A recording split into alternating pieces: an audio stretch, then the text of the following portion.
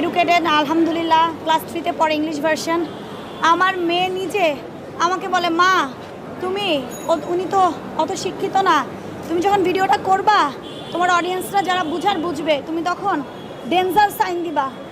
আমরা একটু জানতে চাচ্ছি আসলে আপনার পুরো বিষয়টা, যদিও অ্যাডভোকেট সাহেব বিস্তারিত আলোচনা করবেন, আপনি কি মনে করছেন যে আপনি কিভাবে নির্যাতিত বা আপনি কিভাবে ন্যায় বিচার পাচ্ছেন না? ন্যায় বিচার পাচ্ছি না বলতে, আমি আইনের প্রতি শ্রদ্ধাশীল, আমার বিশ্বাস আমি ন্যায় বিচার পাবো।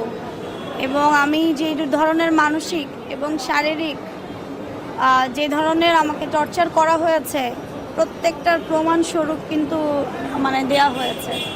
এবং বিশেষ করে আমার মানসিক যে কন্ডিশন, আমি গতকালকে রাতেও কিন্তু এই এত কিছু মেনটেন করে, গতকালকে রাতে আমি লাইভ করে নামার সময় সিঁড়ি থেকে পড়ে আমার এই যে পায়ের ফ্র্যাকচার, আমার ক্যানোলা করা আছে, আমার এখন